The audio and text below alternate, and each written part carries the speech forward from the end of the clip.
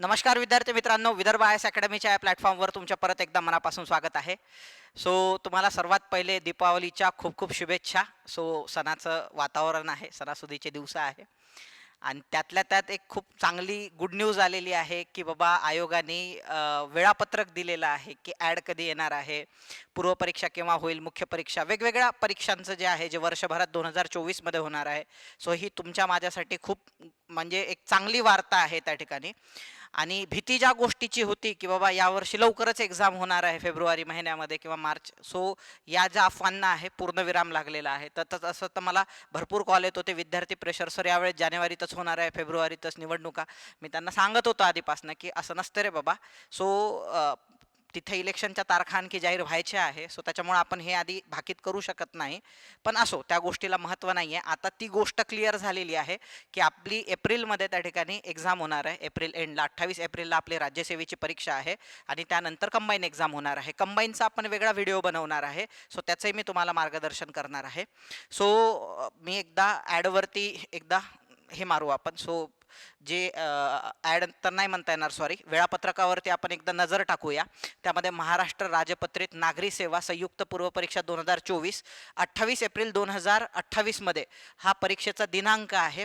पूर्व परीक्षेचा त्यांनी निकालाचा पण दिनांक सांगितलेला आहे, जुलै महिन्यामध्ये ते निकाल जाहीर करणार आहे.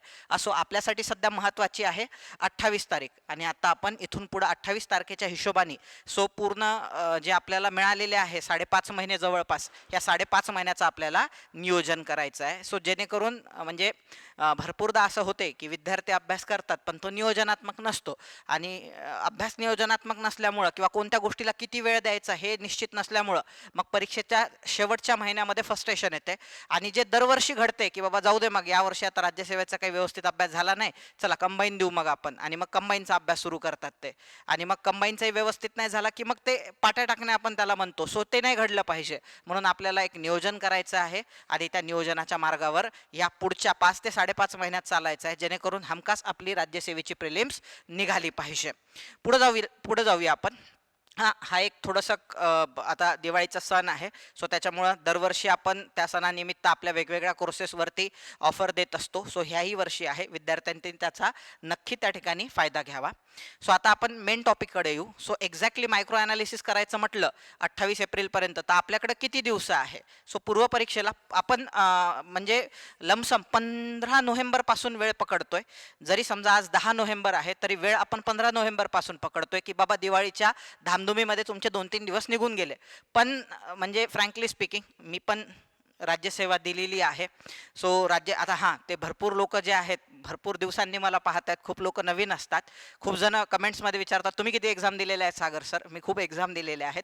मी राज्यसेवेच्या 4 मुलाखती पण दिलेल्या आहे, UPSCच्या मुलाखती दिलेल्या आहे, माझं IB मध्ये सिलेक्शन झालेलं आहे. त्याची दरवेळेस मी स्लाईड टाकत असतो की बाबा हे क्वालिफिकेशन आहे माझं, म्हणून मी तुमच्या पुढे शिकवायला आलेलो आहे. भरपूर नवीन विद्यार्थ्यांना ते माहीत नसते, म्हणून मी ते त्या ठिकाणी क्लॅरिफाय करतो. मग मी माझ्या अनुभवावरून तुम्हाला ही गोष्ट सांगतोय की जरी मी 5 दिवस पुढचा पासून म्हणजे 15 नोव्हेंबरपासून मी तुम्हाला शेड्यूल जरी बनवून देत असलो त्या ठिकाणी विद्यार्थी मित्रांनो, तरी तुम्ही असं कन्सिडर करा की हे 4-5 दिवस जे आहे आपल्याला बोनस मिळालेले आहे. नक्की दिवाळी सेलिब्रेट करायची आहे, पण आपण आपल्या कर्तव्याला विसरता कामा नये. म्हणजे मी दिवाळीच्या विरुद्ध नाही आहे, पण आपलं कर्तव्य विसरून आपल्याला चालणार नाही आहे.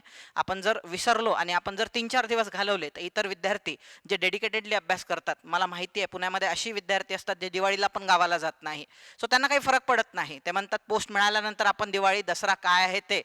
पहिले हळदीच्या रंगापेक्षा गुलालाचा रंग आमच्यासाठी महत्त्वाचा आहे. अशी पोरं असतात, मग ते त्या ठिकाणी थोडंसं पुढं निघून जातात. येत्या लक्षामध्ये मी असं म्हणत नाही आहे की बाबा म्हणजे एन्जॉय करू नका, करा एन्जॉय नक्की, पण कर्तव्य विसरू नका. किमान 3-4 तास तरी दिवसातले आपल्याला 5-6 तास तरी अभ्यासाला मिळाले पाहिजे. आणि दिवाळीचा वापर रिफ्रेश करण्यासाठी करा. म्हणजे घरी जर गेलेले असतील तर स्वतः पूर्ण एकदम रिफ्रेश व्हायचं आणि मग इथं आल्यानंतर बाबा मी जोरदार अभ्यास करेल, ॲटिट्यूडने आपल्याला ह्या सणाचा वापर त्या ठिकाणी करून घ्यायचा आहे. पुढे जाऊया आपण. आता आपल्याकडे किती दिवस आहे? 5 महिने 13 दिवस आहे. जर आपण 15 नोव्हेंबर ते 28 एप्रिल हा ड्युरेशन जर आपण कन्सिडर केला तर आपल्याकडे 5 महिने 13 दिवस आहे. म्हणजे टोटल 165 दिवसांचं आपल्याला काय करायचं आहे पोरांनो? नियोजन करायचं आहे. नियोजन करायला आपण सुरुवात करू. सुरुवात करण्याच्या आधी मी थोडंसं बाजूला सरकतो, तुम्ही बघून घ्या. मी काय लिहिलेलं आहे फळ्यावरती, सर्वात महत्त्वाचं MPSC राज्यसेवा आणि MPSC संयुक्त परीक्षा म्हणजे कंबाईनची परीक्षा गट ब आणि गट क. सो यामध्ये कृपया कन्फ्यूज राहू नका. खूप सारे पोरं काय करत असतात, राज्यसेवेला डोळ्यासमोर ठेवून कंबाईनची तयारी करत असतात. म्हणजे ते काय करतात, राज्यसेवेला डोळ्यासमोर ठेवतात आणि कंबाईनची तयारी करतात. कंबाईनला डोळ्यासमोर ठेवतात, राज्यसेवेची तयारी करतात. धड कंबाईनचा अभ्यास होत नाही, धड राज्यसेवेचा अभ्यास होत नाही. राज्यसेवेच्या आपल्या स्वतःच्या काही डिमांड्स आहेत, कंबाईनच्या आपल्या काही स्वतःच्या डिमांड्स आहेत. तुम्ही जर कंबाईन परीक्षेची तयारी करताय त्यामध्ये महाराष्ट्राच्या भूगोलाला महत्त्व असते, भारताच्या भूगोलाला फार कमी आणि जगाच्या तर नगण्य. म्हणजे तेच तर तुम्ही राज्यसेवेचा अभ्यास करताय तर जग आणि भारताच्या भूगोलाला प्रचंड जास्त महत्त्व असते, परंतु महाराष्ट्राच्या भूगोलाला तितकंसं महत्त्व नसते. प्राचीन मध्ययुगीन कोणत्याच परिस्थितीमध्ये संयुक्त पूर्व परीक्षेमध्ये विचारत नाही, पण राज्यसेवेला मात्र नक्की विचारतात. सो त्याच्यानंतर महाराष्ट्राच्या इतिहासावरती राज्यसेवेत कमी क्वेश्चन असतात, कंबाईनमध्ये मात्र तुलनेनं जास्त असतात. कंबाईनची स्ट्रॅटेजी पूर्णपणे वेगळी आहे. तिथं 1 आवर म्हणजे एका तासात 60 मिनिटामध्ये 100 क्वेश्चन शूट करायचे असतात. सो त्याच्यासाठी स्ट्रॅटेजी वेगळी आहे. पहा, तो जो म्हणजे गेम आहे जेवढा नॉलेजचा आहे तेवढा स्ट्रॅटेजीचा पण आहे, पण राज्यसेवेचं तसं नाही आहे. राज्यसेवेला तुम्हाला 120 मिनिटं मिळतात 100 क्वेश्चन सोडवायला, तो पूर्णपणे नॉलेजचा गेम आहे. सो त्याच्यामुळे प्रत्येक परीक्षेच्या डिमांड्स वेगळ्या आहे. त्यामुळे हिला डोळ्यासमोर ठेवून हे सोडवतो सर आणि हिला डोळ्यासमोर ठेवून ती सोडवतो आणि दोन्हीमध्ये घाण करतो, असं घडता कामा नये. आपल्याला परीक्षा क्रॅक करायची आहे. हे मी जे लेक्चर घेतो हे अभ्यास करणाऱ्या विद्यार्थ्यांसाठी आहे. जे विद्यार्थी अभ्यास करतात पण तरीही त्यांना बिचारांना परीक्षेत यश प्राप्ती होत नाही, सो काही कारणास्तव मार्गदर्शन न मिळाल्यामुळं किंवा प्रॉपर डायरेक्शन नसल्यामुळं, नियोजनाच्या अभावामुळं ते घडू नये म्हणून मी त्या ठिकाणी लेक्चर कंडक्ट करतो. काही गोष्टी तुम्हाला कदाचित कटू वाटू शकतात माझ्या, पण त्या जेन्युइन आहेत विद्यार्थी मित्रांनो. माझं एवढीच इच्छा आहे की जी तुम्ही एक्झाम टार्गेट कराल ती त्या ठिकाणी, याच्यावरती मी एक वेगळा व्हिडिओ बनवेल की बाबा राज्यसेवा आणि कंबाईन मग कोणती एक्झाम केली पाहिजे सर, तुम्ही सांगा, तुम्ही म्हणाल ती एक्झाम करतो, असं नसतंय. मी म्हणाल ती एक्झाम म्हणजे मी थोडी तुम्हाला पर्सनली ओळखतो किंवा मी तुम्हाला ओळखलेलं आहे, मी तुम्हाला सजेशन, हां समजा तुम्ही आले माझ्याशी बोलले मग माझ्याकडून सजेशन घेतलं, हा प्रकार वेगळा आहे. तर मी तुम्हाला एम्पॉवर करेल, म्हणजे एक व्हिडिओ वेगळा घेईल, त्याच्यात कंबाईन निवडायची की राज्यसेवा, सध्या तरी तुम्हाला ते डिसिजन स्वतः घ्यायचं आहे. तरी मी तुम्हाला एक थोडीशी हिंट देतो त्याच्यामध्ये, माझी इच्छा होते सांगण्याची. हिंट अशी आहे की काही विद्यार्थी असे आहे जे खूप गरीब घरचे असतात आणि त्यांचा एज्युकेशनल बॅकग्राऊंड पण पुअर असतो, त्यामुळे त्यांना लवकर पोस्ट पाहिजे असते. तर अशा विद्यार्थ्यांना माझा प्रामाणिक सल्ला आहे की कंबाईन तुम्ही करा. मान्य मला राज्यसेवेमध्ये क्लास 1 पोस्ट मिळतात, परंतु अशा विद्यार्थ्यांनी कंबाईन परीक्षेकडे वळालेलं कधी पण चांगलं. म्हणजे कोणते विद्यार्थी ज्यांना अतिशय लवकर पोस्ट मिळवायचे, सर मला 1 ते 2 वर्षात पोस्ट काढणं गरजेचं आहे आणि एज्युकेशनल बॅकग्राऊंड भयंकर पुअर आहे, सो मग अशा विद्यार्थ्यांनी संयुक्त परीक्षेला टार्गेट केलेलं कधी चांगलं वाटते. कसं आहे, पोस्ट मिळवणं महत्त्वाचं आहे. पोस्ट नाही मिळवली तर म्हणजे मोठे मोठे सल्ले देणारे जे लोक असतात म्हणजे ते आपलं घर पोसायला येत नाही, आपल्याला अडचणी आपल्या सॉल्व्ह कराव्या लागतात पोरांनो. आणि दुसरी एक कॅटेगरी आहे की जे घरचे स्टेबल आहे, सर 3-4 वर्ष लागले तरी चालतात, परंतु क्लास 1च हाती लागली पाहिजे, 2-3 वर्ष लागले तरी चालतात. किंवा असे काही काही विद्यार्थी असतात गरीब असतात पण अभ्यासात खुंखार असतात एकदम, मग तशा विद्यार्थ्यांनी राज्यसेवा टार्गेट करायला हरकत नाही आहे. हे मी तुम्हाला एक बेसिक सांगतोय बरं का, त्याला अनेक पॅरामीटर आहे, पण प्रायमरी पॅरामीटर हे आहे, ते विचार करून त्या ठिकाणी डिसिजन घ्या आणि प्रिपरेशनला सुरुवात करा. आजच्या लेक्चरमध्ये आपल्याला राज्यसेवेच्या नियोजनाबद्दल त्या ठिकाणी चर्चा करायची आहे. पुढे जाऊया आपण. बघा, आता राज्यसेवेचं नियोजन करत असताना सर्वात पहिला प्रश्न तुम्ही स्वतःला, एक प्रश्न आपण ऑलरेडी क्रॅक केला, आता पहिला प्रश्न तुम्ही स्वतःला, कन्फ्युजन आपलं दूर झालेलं आहे की आता आपल्याला समजा असं म्हणतोय, आता जर तुमचं कन्फ्युजन दूर झालं असेल, राज्यसेवा तुम्ही टार्गेट करताय, तर पहिला प्रश्न तुमच्यासाठी, तुम्ही CSAT क्वालिफाय करू शकता का? आता मागच्या वर्षीचा पेपर सोपा आला, याही वर्षी सोपा येईल अशीच आपण एक्सपेक्टेशन ठेवू, पण त्या सर्कमस्टन्सेसमध्ये सोपा जरी आला तरी 66 मार्क आपण पाडू शकतो का? नाही तर आपण GS मध्ये तारे तोडायला लागलो आणि CSATच आपला निघत नाही आहे, त्याचेच वांदे आहे. CSATचं सौंदर्य काय आहे, 125 मार्काला त्यामध्ये उतारे असतात, जे सामान्य विद्यार्थ्यांनाही व्यवस्थित जमू शकतात जर त्यांची चांगली प्रॅक्टिस असेल तर. दुसरी महत्त्वाची गोष्ट, 12.5 मार्काला तुमचं डिसिजन मेकिंग असतंय. सो हा जो प्रकार आहे हा जर आपल्याला जमत असेल, याच्यामध्ये जर आपण 66 मार्क त्या ठिकाणी 200 पैकी पाडणार असू, येत्या लक्षामध्ये, म्हणजे एक जवळपास आपल्याला असं म्हणावं लागेल की 30 एक क्वेश्चन आपले, जर 80 पैकी जवळपास 30 एक क्वेश्चन जर आपले 30 30 एक म्हणता येईल का आपल्याला? हो. सो 30 एक क्वेश्चन जर आपले 80 पैकी 30 एक क्वेश्चन जर बरोबर येणार असतील तर आपण असं म्हणू की बाबा आपली लायकी आहे सीसॅट क्रॅक करण्याची. एक चांगल्या पद्धतीनं 80 एक मार्क पाडून आपण 66 जरी मिनिमम लेवल असली तरी कॉन्फिडन्ससाठी 80 एक मार्क पाडू शकतो.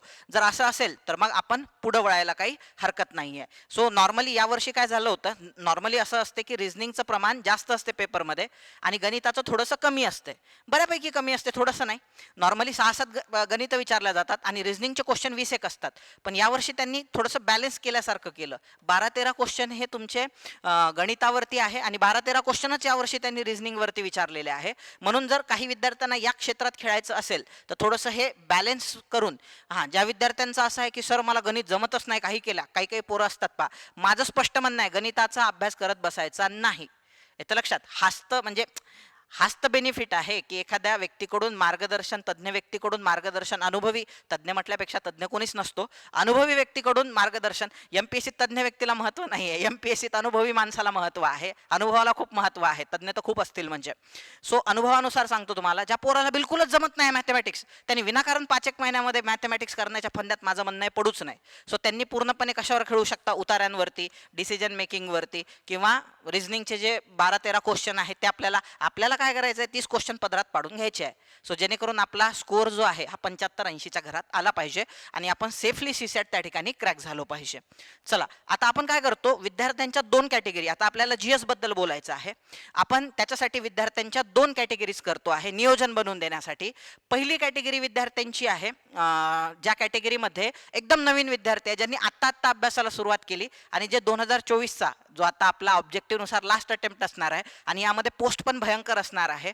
का बरं तुम्ही म्हणताय सर तुम्हाला माहिती आहे का हे बघा, मला माहिती नाही आहे बरोबर किती पोस्ट असणार आहे, परंतु इलेक्शन असल्यामुळं सरकारला पोस्ट काढणं आहे. म्हणजे अनुभवानुसार काही ठोकताळे असतात, म्हणजे सो कट ऑफच्या बाबतीमध्ये म्हणा किंवा पोस्टच्या बाबतीमध्ये म्हणा, ते मी तुम्हाला सांगतोय पहा, येतं लक्षामध्ये.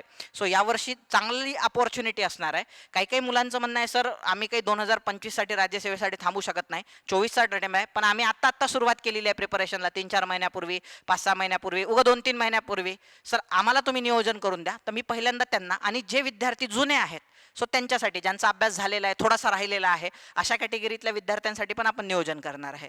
पहिले मी नवीन विद्यार्थ्यांसाठी बोलतो. काही तर अशी असतात 2-3 वर्षापासून अभ्यास करतात पण तरी सर आम्ही नवीनच आहे, म्हणजे 2-3 वर्षात आम्ही काय अभ्यास केला हे आम्हालाच व्यवस्थित माहीत नाही आहे, अशी पण एक कॅटेगरी आहे. सो त्यांना पण आपण ह्याच्यामध्ये इन्क्लूड करून घेऊ की बाबा चला आम्ही नवीनच आहे सर, सांगा आम्हाला स्ट्रॅटेजी. सो त्यांच्यासाठी ही स्ट्रॅटेजी आहे. बघा, सर्वात पहिल्यांदा काय करा, विषयाचं डिव्हायडेशन करून घेऊ आपण. काही विषय आपल्याकडे हेवी आहे, म्हणजे त्याच्यावरती परीक्षेमध्ये खूप जास्त मार्क्सचा कंटेंट त्या ठिकाणी विचारला जातो. उदाहरणार्थ आधुनिक भारताचा इतिहास 11 मार्काला असतो, राज्यशास्त्र 15 मार्काला असते, अर्थशास्त्र 15 मार्काला असते, विज्ञान म्हणजे हा तर फार महत्त्वाचा विषय आहे, स्किप करून तो बिलकुल चालणार नाही. जसं मी म्हटलं गणित नाही केलं तरी चालतंय, तसं विज्ञान 100% करायचंच आहे तुम्हाला, तुमच्याकडे पर्याय नाही. पण त्याचाही मी उपाय सांगतो, काही लोकांना विज्ञान जड जातंय त्यांच्यासाठी उपाय सांगतो, काळजी करू नका. विज्ञान सर्वात हेवी विषय आहे, 20 क्वेश्चन, जॉग्राफी 15 क्वेश्चन आणि चालू घडामोडी 15 क्वेश्चन. सो हे सगळे हेवी विषय आहे. काही मायनर विषय आहे ज्यांना वेटेज मुळात कमी आहे, पर्यावरण आहे, प्राचीन भारताचा इतिहास आहे, मध्ययुगीन भारताचा इतिहास आहे. हे का बरं लिहून दिलेलं आहे, तुम्हाला याच्यानुसार डिसाईड करायचं आहे की आपल्याला वेटेज कशाला द्यायचं आहे म्हणून. येतं लक्षात? नाही तर परीक्षा आहे मग घेतलं प्राचीन आणि करत बसलो, महिनाभर प्राचीन मागच घालवलं आणि प्राचीनला मार्क किती आहे तर मोजून 2. येतं लक्षामध्ये? मग अशा सर्कमस्टन्सेसमध्ये नियोजन चुकलं ना पोरांनो आपलं. तुम्ही जर म्हटलं की नाही सर विज्ञान, आता परीक्षेला सुरुवात झाली, महिनाभर मी विज्ञान घेऊन बसलो, चालतंय, कारण त्याला किती वेटेज आहे 20. यासाठी मी काय केलेलं आहे, हे डिव्हायडेशन तुम्हाला करून दिलेलं आहे. मी थोडंसं बाजूला सरकतो म्हणजे तुम्हाला थोडंसं लिहून घेता आलं पाहिजे. मी काय करतो, एक मागची स्लाईड काढून देतो तुम्हाला, स्क्रीनशॉट तुम्हाला घेता आले पाहिजे यासाठी. नंतर खूप विद्यार्थी मेसेज करतात की आम्हाला सर थोडंसं बाजूला सरकत जातो. मी बाजूला सरकलोय, ठीक आहे. पुढे जाऊया आपण. आता आपल्याला काय करायचे आहे, आता जे कॅटेगरी 1 म्हटलं होतं मी की ज्यांनी नवीन सुरुवात केलेली आहे, सो त्यांनी 2 स्लॉट पाडायचे आहेत दिवसाला अभ्यास करण्यासाठी. सो 2 स्लॉट करताना एक टेक्निकल सब्जेक्ट असतात, काही असे सब्जेक्ट असतात जे नॉन टेक्निकल असतात. आपण त्याचं डिवायडेशन करतोय दिवसाला हे करण्यासाठी, म्हणजे दिवसाचं नियोजन करण्यासाठी. जे आपण मागं हेवी विषय पाहिले होते येतं लक्षात, सो त्याचं आपण डिवायडेशन करतोय. टेक्निकल विषयामध्ये थोडासा अभ्यास त्याचा टेक्निकल असतो, वेळ जास्त लागतो, असे विषय आहे विज्ञान, अर्थशास्त्र, राज्यशास्त्र. सर्वात टेक्निकल विषय विज्ञान, त्याच्याहून कमी अर्थशास्त्र आणि त्याच्यावर कमी राज्यशास्त्र. पण हे आहे टेक्निकल विषय, कारण हे विषय करण्यासाठी डोकं वापरावं लागतंय. येत्या लक्षात, राज्यशास्त्राचा अभ्यास करण्यासाठी लिंकिंग चांगली पाहिजे, अर्थशास्त्राचा अभ्यास करण्यासाठी अंडरस्टँडिंग चांगली पाहिजे आणि विज्ञानाचा अभ्यास करण्यासाठी संकल्पना व्यवस्थित कळायला पाहिजे. सो त्यामुळे आपण ह्यांना टेक्निकलमध्ये टाकतो आहे. आणि काही नॉन टेक्निकल सब्जेक्ट आहे, उदाहरणार्थ इतिहास. सो इतिहासासाठी असं खूप बाबा करावं लागतंय किंवा हे सच नाही आहे. बस राजर्षी शाहू महाराजांनी हे केलेलं आहे तर केलेलं आहे. महात्मा गांधींनी हा सत्याग्रह केला, तो सत्याग्रह केला, त्यांनी या संघटनेची स्थापना केली, काँग्रेसची स्थापना अशी झाली, काँग्रेसच्या आधीच्या संघटना अशा, काँग्रेसच्या नंतरच्या संघटना अशा, वर्तमानपत्राच्या याद्या स्ट्रेट फॉरवर्ड आहे. तसंच भूगोलाचं पण आहे आणि चालू घडामोडीचं पण आहे. मग आपण ह्यांना कोणत्या कॅटेगरीत टाकतो? Non technical subject. आता आपल्याला प्रिपरेशन करत असताना म्हणजे कॉम्बो करायचं आहे आपल्याला. प्रिपरेशन करत असताना जर आपण एक टेक्निकल विषय घेतो नवीन विद्यार्थ्यांसाठी, जर आपण दिवसाला एक विषय टेक्निकल घेतो आहे, म्हणजे एक टेक्निकल, तर एक विषय तुम्ही नॉन टेक्निकल घ्या, म्हणजे तुमच्यावरती लोड येणार नाही. तुम्ही जर दोन दोन टेक्निकल विषय घेतले तर तुम्हाला करावं असं वाटणार नाही, हेवी जाऊ शकते. किंवा जर तुम्ही नॉन टेक्निकल दोन घेतले तर तुम्ही ओव्हर कॉन्फिडंट होऊ शकता की यार मला सगळं यायला लागलेलं आहे. आणि शेवटी मग विज्ञान, अर्थशास्त्र आणि राज्यशास्त्र पाहिल्यानंतर पण तुमची दांदरून जाऊ शकते की यार मेन विषय माझे राहूनच गेलेले आहे. जे सुरुवात करतात प्रिपरेशनला त्यांना ह्या सगळ्या गोष्टी माहिती नसतात. म्हणून काय करा, कॉम्बो ठेवा. एक जर विज्ञान घेताय तर सोपा विषय इतिहास घ्या सोबत. एका दिवसात दोन विषय आपल्याला हाती घ्यायचे, थोड्या वेळाने बोलू आपण त्याच्यावर. इकडे अर्थशास्त्र घेताय तर इकडे भूगोल घेऊ शकता तुम्ही, इकडे राज्यशास्त्र घेत असाल तर इकडे चालू घडामोडी घेऊ शकता. असं या पद्धतीनं तुम्ही काय करू शकता, दिवसाला दोन विषय घेऊ शकता. आता दररोज तुमचा किती तास अभ्यास असला पाहिजे, तर 10 ते 12. आणि हा वाढवत न्यायचा आहे. म्हणजे जर समजा नोव्हेंबर डिसेंबर महिन्यात 10 तास करत असाल तर जानेवारी फेब्रुवारीमध्ये तो 12 तासावर गेला पाहिजे आणि मार्च आणि एप्रिलमध्ये तो 14 तासावरती गेला पाहिजे. पोट्टे काय करतात, आता 15 तास करतात आणि 2 महिन्यानंतर डायरेक्ट 5 तासावर येऊन जातात. असं नाही झालं पाहिजे. स्टेप बाय स्टेप आपला काय करायचा, अभ्यास वाढवायचा आहे. सध्या 10 तास ठेवा, त्याला वाढवा, नंतर 12वर न्या आणि त्याला हळूचकन शेवटच्या ह्याच्यात ज्या पोराला हे जमलं, रिदम ज्या पोराला जमला, हा म्हणजे स्टेप बाय स्टेप वाढत जाण्याचा जो रिदम आहे, तुम्ही अर्ध्या तासांनी पण वाढवू शकता. म्हणजे असं किंवा 1 तासांनी पण, 10चा 11 दर महिने, मी 2-2 महिन्याचं सांगितलं तुम्हाला, 1-1 महिन्यानी 1-1 तास वाढवू शकता. पण तो 10च्या खाली नाही आला पाहिजे बरं का. एवढी माझी एक मिनिमम रिक्वायरमेंट आहे, 10 तास. आणि क्वालिटी स्टडी बरं का. नाही तर सर एवढे पानं वाचले मला येत काहीच नाही त्याच्यातलं, असं नसलं पाहिजे. तो स्टडी क्वालिटी असला पाहिजे. आपण बसतोय, काय वाचतोय, त्याच्यातून आपल्याला किती समजतंय आणि क्वेश्चन किती सुटतायत. सो ह्या गोष्टी महत्त्वाच्या आहे. मी त्याच्यावरती पण भाष्य करतो तुम्हाला, तुम्ही काळजी करू नका, आपण सगळं बोलू. सध्या एकदम बेसिक सांगतो, क्वालिटी स्टडीवर वेगळं बोलू आपण. बेसिक सांगतो, 10, 12, 14 असा स्टडी, 10, 11, 12, 13, 14 असा शेवटच्या महिन्यापर्यंत अभ्यास आपला वाढत गेला पाहिजे. सो ह्या पद्धतीनं आपल्याला सुरुवात करायची आहे. आता सब्जेक्ट 1 म्हणजे पहिले कोणता सब्जेक्ट घ्यायचा 5 तासासाठी, स्लॉट 1 म्हणू आपण ह्याला स्लॉट म्हणू. सकाळचं जे सत्र आहे तुमचं त्याला स्लॉट 1 म्हणू. याच्यामध्ये पॉसिबली तुम्ही टेक्निकल विषय घ्या. म्हणजे जरुरी नाही तो विज्ञानच असला पाहिजे. तुम्ही जर विज्ञान तुम्हाला खूपच अवघड वाटला तर तुम्ही अर्थशास्त्र किंवा राज्यशास्त्र पण घेऊ शकता. पण टेक्निकल विषय घ्या, कारण सकाळी कसा असतो, झोपेतून उठल्यामुळे आपला मूड फ्रेश असतो आणि त्या फ्रेश मूडमध्ये तुम्ही टेक्निकल विषय निपटवणं अपेक्षित आहे. हां, आता क्वालिटी स्टडीसाठी सर्वात महत्त्वाची गोष्ट आहे ते म्हणजे क्वेश्चन सॉल्विंग. सो डेली तुम्ही काय केलं पाहिजे, जो टॉपिक तुम्ही अभ्यासलाय, सो समजलाय, त्यानंतर पुस्तक बंद केल्यानंतर किमान अर्धा ते 1 तास त्याच्यावर क्वेश्चन सॉल्विंग केली पाहिजे. म्हणजे 4 तास अभ्यास केल्यानंतर जवळपास अर्धा ते 1 तास त्याच्यावरती क्वेश्चन सॉल्विंग झालीच पाहिजे. म्हणजे जेवणाला उठायच्या आधी अर्धा तास यार क्वेश्चन सुटले ह्या पाहिजे, या हिशोबानेच ते करायचं. त्याचे बेनिफिट सांगतो मी तुम्हाला, मी तुम्हाला एक प्लॅन देत असताना हे पण सांगितलेलं आहे की आज जर तुम्ही एखादी गोष्ट वाचली, समजा 4 तास तुम्ही सकाळी विज्ञानातला एखादा टॉपिक वाचला, विद्युत धारा नावाचा, आणि 4-4.5 तास वाचला, त्याचं वाचून पूर्ण झाला आणि नंतर जेव्हा अर्धा तास त्याच्यावरती प्रश्न सोडवले, प्रश्न सोडवण्यासाठी काय करायचं आहे, मार्केटमध्ये topic wise question bank available आहे, त्यातून त्याचा अभ्यास करायचा आहे किंवा क्वेश्चन सोडवायचे आहे. उत्तर न पाहता तुम्ही त्याचे क्वेश्चन सोडून पहा. तुमच्या अशा लक्षात आलं की अरे यार माझे अर्धेच प्रश्न सुटले, अर्धे सुटलेच नाही. अर्ध्या प्रश्नांमधले जे समजा आपण असं म्हणू 100% पैकी 50% क्वेश्चन तुमचे सुटले, 50% नाही सुटले. आता त्यातले 25% पुस्तकात होते आणि 25% नव्हते समजा पुस्तकामध्ये. 25% होते पण यार तरी माझे चुकले. तर ह्या प्लॅनमध्ये असं आहे की दुसऱ्या दिवशी तुम्हाला तो टॉपिक रिवाईज करायचा. आता विद्युत धारा नावाचा टॉपिक जर तुम्ही 4-4.5 तासात निपटवला असेल, आपण समजा म्हणू बरं का, तर तुम्ही जेव्हा त्याला दुसऱ्या दिवशी वाचाल, त्याला रिवाईज कराल, तेव्हा त्याचे रिव्हिजन व्यवस्थित द्याल. कारण तुम्हाला जाणीव असेल की कोणत्या टाईपचे क्वेश्चन तुमचे चुकतायत. समजा तुम्ही त्याच्यामध्ये असतात ना, समांतर विद्युत धारा, एकसर जोडणी, समांतर जोडणी, त्याच्यामध्ये जोडणीचे प्रकार असतात. आपण वाचलेलं असते समांतर जोडणी, एकसर जोडणी. मग कोणत्या जोडणीमध्ये रेजिस्टन्स वाढतो, कोणत्या जोडणीमध्ये कमी होतो, कोणत्या जोडणीमध्ये जी विद्युतधारा आहे ती कॉन्स्टंट राहते, कोणत्या जोडणीमध्ये व्होल्टेज, हे वाचलेलं असते. पण जेव्हा आपण क्वेश्चन सोडवतो तेव्हा आपल्याला काहीच येत नाही. मग जेव्हा आपण रिवाईज करतो ना दुसऱ्या दिवशी, तेव्हा आपल्याला रिअलाइज होते की यार हे आपण वाचलं होतं पण आपला प्रश्न चुकला. आता हे व्यवस्थित टेक्निकली आपल्याला लक्षात ठेवावं लागणार आहे. ठीक आहे, टेक्निकली समजत नसेल, लक्षात राहत नसेल, तर मग आपण कोड करून म्हणा किंवा त्याला काहीतरी एक स्टोरी बनवून म्हणा, किंवा माझ्या घरात मग सगळे पॅरललमध्ये उपकरणं जोडलेले असतात, मग माझ्या घरामध्ये विद्युत जोडणी अशी अशी आहे, मग त्याच्यामध्ये विद्युत धारा कॉन्स्टंट आहे नाही आहे. सो असं काहीतरी कुठं ना करून माणूस ते लक्षात ठेवतेच, कारण त्याला ते रिअलाइज होते की ह्या टॉपिकवर असा प्रश्न पडतो जो पुस्तक वाचून सुटत नाही. आणि जे 25% राहून गेलेले आहे, 25% असा पोर्शन आहे जो आउट ऑफ द सिलेबस आला होता, जो दरवर्षी येतो. तर मग त्याच्यासाठी काय करतो आपण, त्याच्यासाठी काय करायचं, त्याच्यासाठी मग त्याच्यासाठी मग मी ग्रॅज्युएशनचे पुस्तक वाचले, त्यासाठी 11वी-12वीचं वाचलं मी, त्याच्यासाठी मी एका सरकडे गेलो होतो, त्याच्यावर मग मी PhD केली सर. असं नाही करायचं. तो 25% पोर्शन दरवर्षी असा येतो जो खूप ऑड असतो. तर त्याची एक नोट्स बनवून ठेवायची फक्त, की यार हे पुस्तकात दिलेलं नाही आहे. समजा ज्यूल्सचा हिटिंग लॉ विचारलेला आहे विद्युत धारेमध्ये, तो पुस्तकात नव्हता, आहे ॲक्च्युली, समजा नव्हता पुस्तकामध्ये, तर मग त्याच्यावरती एक नोट्स बनवून ठेवायची छोटीशी, की आजच्या असा जर प्रश्न परत आला विद्युत धारेवर, एकदम आता करून सगळं आउट ऑफ द सिलेबस आला तर तो सोडूनच द्यायचा आहे आपल्याला. पण हां, रिपीट आला म्हणजे याच्या आधी येऊन गेलेला आहे त्या 25%मध्ये तो प्रश्न, परत जर रिपीट झाला प्रश्न तर तो प्रश्न आपला चुकला नाही पाहिजे, यासाठी नोट्स बनवायची. याला म्हणतात परफेक्ट अभ्यास. पहा काय काय केलं आपण. आदल्या दिवशी 4-4.5 तास अभ्यास केला, त्याच्यावर अर्धा तास क्वेश्चन सोडवले, दुसऱ्या दिवशी आल्या आल्या अर्धा तास, अर्धा पाऊण तास रिव्हिजन दिली त्याला, आणि त्याच्यात आपण नोट्स पण बनवून घेतली. परफेक्ट झाला तो टॉपिक.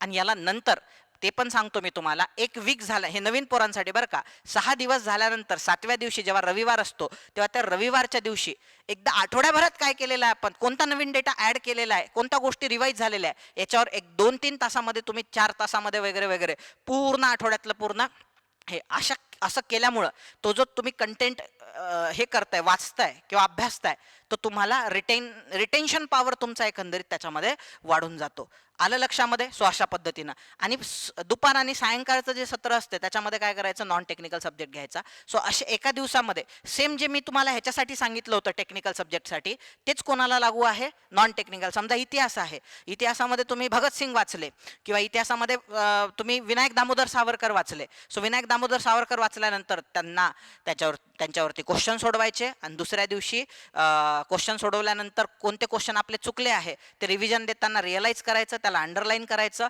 आणि जे क्वेश्चन एकदमच आउट ऑफ द सिलेबस आलेले आहे सो त्याची नोट्स बनवून घ्यायची. बस हे पण पॅटर्न इथं तुम्हाला राबवायचं आहे.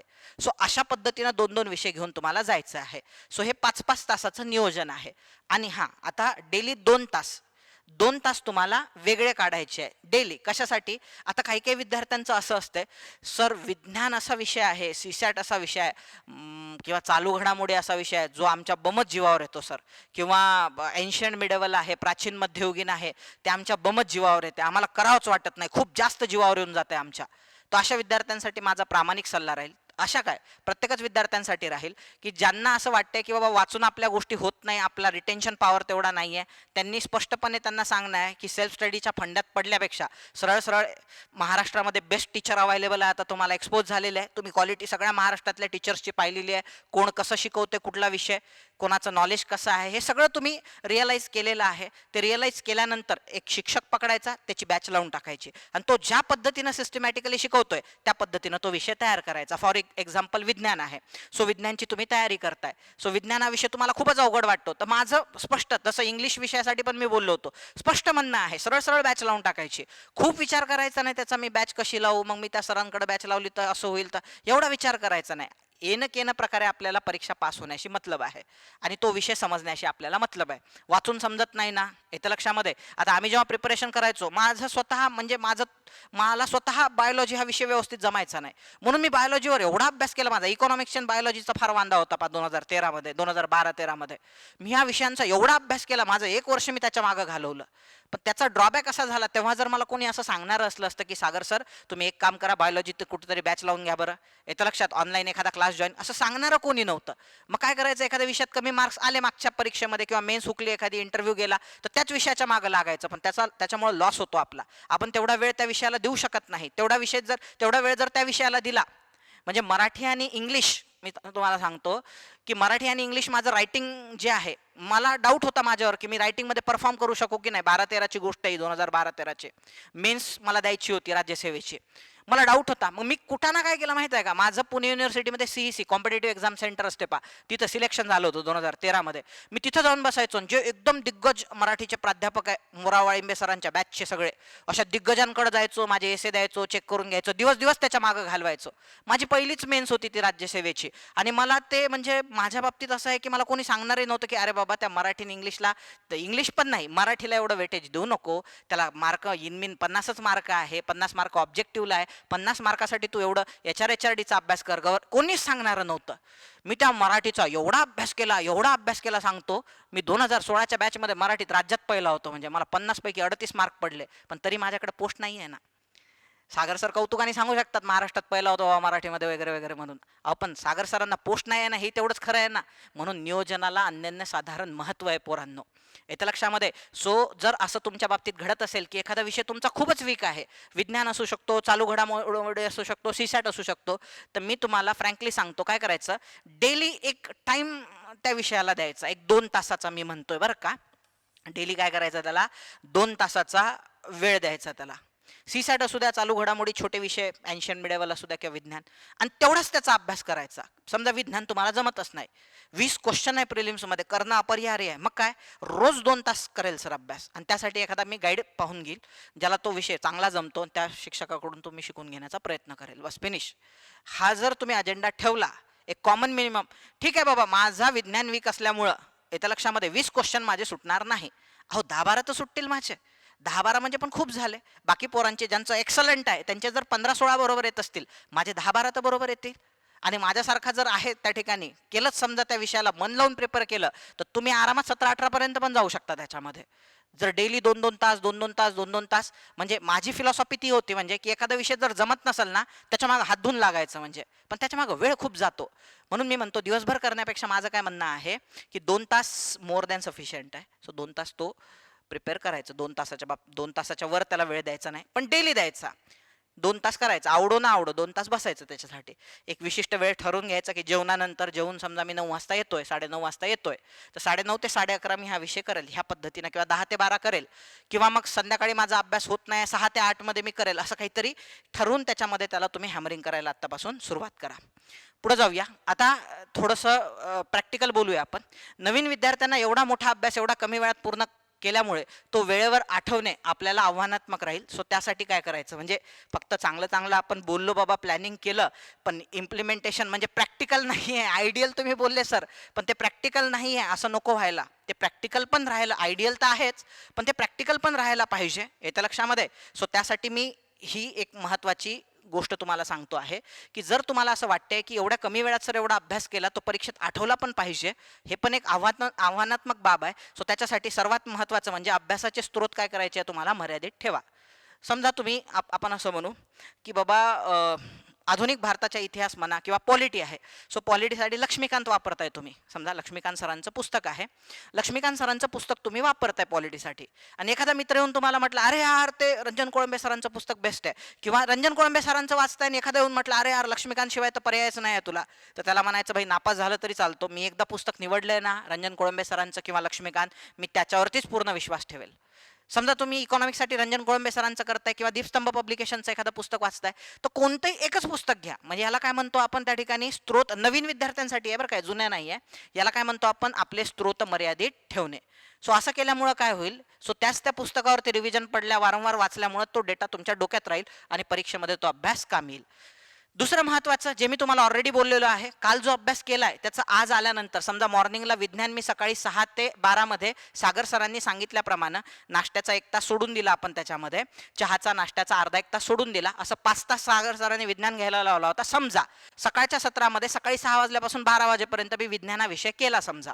मग विज्ञान विषय केल्यानंतर दुसऱ्या दिवशी आल्यानंतर बरोबर सकाळचे 6 ते 6:30 किंवा 6:45 वाजेपर्यंत काल जे वाचलेलं आहे आपण आणि काल जे क्वेश्चन सोडवले होते, सो त्या क्वेश्चन मधले चुकलेले प्रश्न, ना आलेल्या गोष्टी ह्याला रिवाइज करत सो त्या टॉपिकला एकदा रिव्हिजन देऊन द्यायची. हे फार मस्ट आहे. हे सगळं कशासाठी चाललेलं आहे? वेळेवर केलेला अभ्यास आठवला पाहिजे, याच्यासाठी सगळं चाललेलं आहे. दुसरं, डेली क्वेश्चन सॉल्व्हिंग व त्यानुसार अभ्यास. जे मी आत्ता बोललो की जर तुम्ही सकाळ सत्रामध्ये 6 ते 12 मध्ये विज्ञानाविषय केला तर त्याच्यावरती लगेच 11 ते 12 किंवा 11:30 ते 12 मध्ये विज्ञानाचे प्रश्न सोडवणं अपेक्षित आहे. आणि प्रत्येक विकेंडला म्हणजे प्रत्येक एक रविवार रिझर्व ठेवायचा, ज्याच्यामध्ये मॉर्निंग सेशनला आत्तापर्यंत म्हणजे 6 दिवसात आपण काय वाचलेलं आहे ते आपल्याला काय करायचं आहे? रिवाईज करायचं आहे. सो अशा पद्धतीनं जायचं आहे आपल्याला.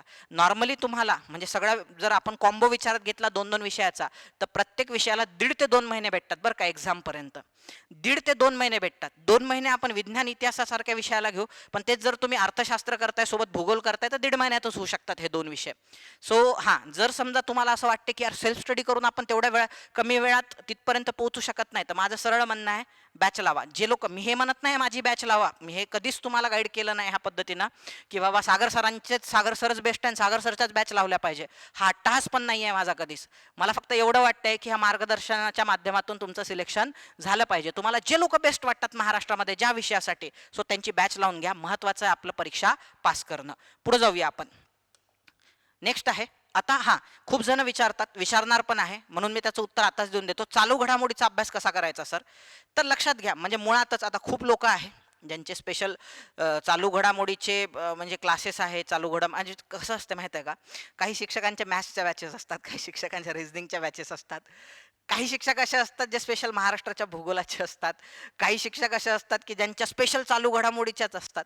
आणि तुम्ही जर समजा त्यांना जाऊन विचारलं का हो सर महाराष्ट्राचा भूगोल महत्त्वाचा आहे का राज्यसेवा, मग त्याच्याशिवाय तर होतच नाही सिलेक्शन, महाराष्ट्राचा भूगोल यायलाच पाहिजे तुला. एखाद्या सरांना जाऊन विचारलं मॅथ्सच्या सरांना, सर मॅथमॅटिक्स केलं पाहिजे का CSAT-साठी, माझं खूप कच्चं आहे, मग त्याच्याशिवाय तर होतच नाही. तसं चालू घडामोडीच्या सरांना विचारलं, चालू घडामोडीचं खूप महत्त्व आहे, अरे चालू घडामोडीशिवाय तर सिलेक्शनच होत नाही माणसाचं. तुम्हाला हे असंच सांगतील, याच पद्धतीनं सांगतील बरं का. पण रियालिटी लक्षात घ्या, हा सब्जेक्ट जिथपर्यंत मला अनुभव आहे हा बिनभरवशाचा आहे. सांगतो तुम्हाला मी, हा सब्जेक्ट बिनभरवशाचा आहे. बिनभरवशाचा म्हणजे काय? तुम्ही लय अभ्यास करून गेले, कुठून करणार आहे तुम्ही करून अभ्यास? एक तर वार्षिकी असते, 6माही असते किंवा मासिक असतात, बरोबर.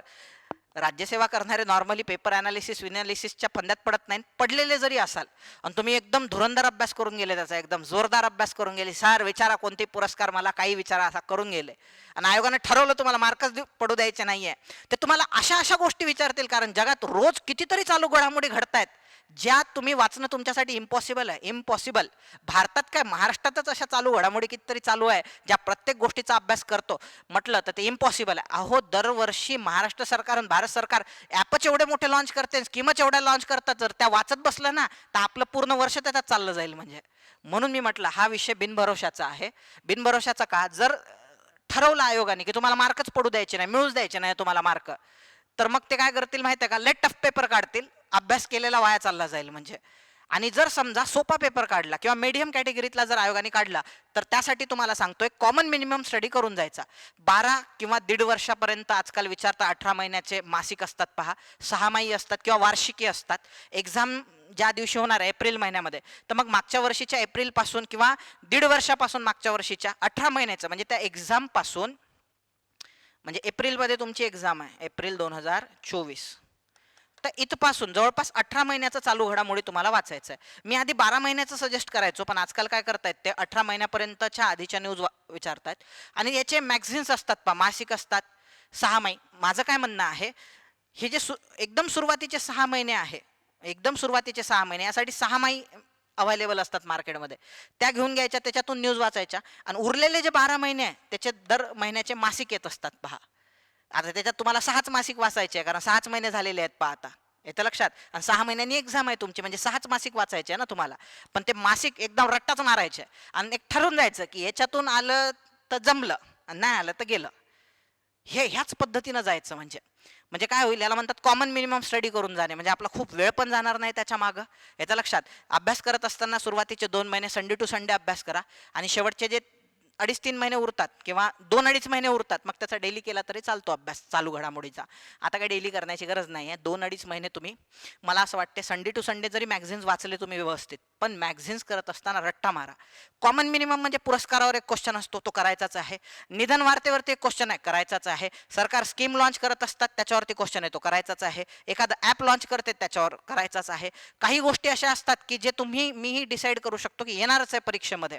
फॉर एक्झाम्पल आता महिलांच्या आरक्षणासाठी एखादं बिल पास झालेलं आहे, येतं लक्षात, किंवा मराठा आरक्षणाचा मुद्दा आहे सध्या महाराष्ट्रामध्ये ज्वलंत, सो त्याच्याशी रिलेटेड एखादा, मग हे असे प्रश्नच म्हणजे येणार आहे म्हणजे येणारच आहे ह्या गोष्टीवरती. किंवा मधात आता वर्ल्ड कप चालू आहे, सो त्याच्याशी रिलेटेड म्हणा. सो मग ह्या काही कॉमन मिनिमम गोष्टी आहे, ह्या प्रिपेअर करून द्यायच्या सगळ्या. मी एक्झाम्पल म्हणून सांगितलं, त्याच्या पलीकडे नाही करायचं की बाबा नाही तर मग दिवसातले 6-6 तास करंटच अफेअर करतोय मी, त्याच्यावरच अवलंबून आहे. कृपया असं करू नका. आलं लक्षात? पुढे जाऊया आपण. आता जुन्या विद्यार्थ्यांसाठी असा काही विद्यार्थी आहे, सो ज्यांचा अभ्यास झालेला आहे त्यांना मी सांगेल #रिस्टार्ट, चांगली अपॉर्च्युनिटी आहे. शेवटचा अटेम्प्ट आहे, हातपाय धुवून पाठीमागं लागायचं आपल्याला. म्हणजे कोणत्याही परिस्थितीमध्ये म्हणजे पास होण्याचे जे चान्सेस आहे विद्यार्थी मित्रांनो तुमचेच चांगले आहे, कारण तुमच्या पाठीमागं अनुभव आहे. येतं लक्षात? जो त्याच माणसाला गेन होतो ज्यांनी ही परीक्षा दिलेली आहे. येतं लक्षात? सागर सर सारखे किती आले गाईड जरी केलं तरी ज्या माणसानं अनुभव घेतलेला आहे परीक्षेमध्ये तो त्याचं इम्प्लिमेंटेशन खूप चांगलं करू शकतो. म्हणून विद्यार्थी मित्रांनो ही अपॉर्च्युनिटी आपल्या हातातून जाता कामा नये. शेवटचा घाव आहे, एकदम जोरदार मारायचा आहे आपल्याला. सो त्यासाठी मी तुम्हाला स्लॉट पाडून देतो. स्लॉट 1 इकडं आहे 5 ते 6 तासाचा, ज्यामध्ये आता आपण असं कन्सिडर करतोय की याच्यामध्ये तुमचा अभ्यास काय झालेला आहे, जवळपास 80% म्हणून आपण झालेला आहे तुमचा अभ्यास. मग जे झालेले विषय समजा तुमचे, हे जे झालेले विषय आहे त्याचं ठरवून घ्या की बाबा आधुनिक भारताचा इतिहास आहे त्याला 20 दिवस रिव्हिजन आणि सॉल्विंग असा स्लॉट ठरवून घ्या. भारत व जगाचा आणि महाराष्ट्राचा भूगोल आहे त्याला 20 दिवस द्या. विज्ञानाला 30 ते 35 दिवस द्या. रिव्हिजन प्लस सॉल्विंग पण त्याच्यामध्ये येणार बरं का. पॉलिटीलाही रिव्हिजन, कारण अभ्यास झालेला आहे म्हणून रिव्हिजन हा शब्द वापरतोय मी. पॉलिटीला 20-25 दिवस रिव्हिजन करत असताना पॉलिटी आणि इकॉनॉमिक्स शेवटच्या स्लॉटमध्ये टाका. म्हणजे शेवटचे जे 2-3 महिने असतात त्यामध्ये पॉलिटी आणि इकॉनॉमिक्सची रिव्हिजन करा. 20 ते 25 दिवस त्याला द्या. 20 ते 25 दिवस रिव्हिजन प्लस सॉल्विंग करा. आणि थोडंफार जे राहिलंय आपण त्याला खरकट म्हणतो, म्हणजे थोडेफार काही विषय राहिलेले असतील, प्राचीन मध्ययुगीन, येतं लक्षात, पर्यावरणासारखे, चालू घडामोडीसारखे, सीसॅट सारखे थोडेफार राहिले असतील तर नोव्हेंबरचे 15 दिवस तुम्हाला मिळालेले आहे, डिसेंबरचे 30 दिवस मिळालेले आहे. 45 दिवसात निपटून घ्या. लेक्चर पाहून म्हणा, म्हणजे लेक्चर ऑनलाईन क्लास लावून म्हणा, लेक्चर पाहून म्हणा, येणं प्रकारे हे झालं पाहिजे. आणि तुम्हाला हे सांगतो की कुठल्याही परिस्थितीत जानेवारी महिन्यापासून 100 मार्काचे जे फुल स्ट्रेंथचे पेपर असतात, 100 मार्काचे आणि 100 मार्काचे नाही, 100 क्वेश्चनचे आणि 80 क्वेश्चनचे जे पेपर असतात तुमचे सीसॅटचे, हे जानेवारी महिन्यापासून तुमच्या पोट्ट्यांना कोणत्याही परिस्थितीत सोडवणं सुरू झालं पाहिजे. येत्या लक्षामध्ये, कारण तुमचा अभ्यास झालेला आहे. सो अभ्यास झालेला असल्यामुळं तुम्हाला काय करायचं आहे, इथून पुढं टॉपिक्सचं मायक्रो ॲनालिसिस करायचं आहे. त्यासाठी तुम्हाला हे तर कळायला पाहिजे की कोणता टॉपिक आपला वीक आहे. येतं लक्षात? मायक्रो ॲनालिसिस म्हणजे क्वेश्चन सॉल्विंग नंतर लक्षात येते की काही असे टॉपिक आहे पॉलिटीतले ज्यात म्हणजे सरळ न खाता आयोगाने आडवं तिडवं खाल्लेलं आहे. समजा आता अटर्नी जनरल आहे किंवा त्याला आपण महान्यायवादी म्हणतो, म्हणजे महान्यायवादीवर दरवर्षी क्वेश्चन असतोच जवळपास. तर मग ते काय करतात, सरळ सरळ विचारत नाही महान्यायवादीवर, त्याच्यात किचकट बनवतात त्याला. मग त्या टॉपिकचं तुमचं काय असलं पाहिजे, मायक्रो ॲनालिसिस असलं पाहिजे.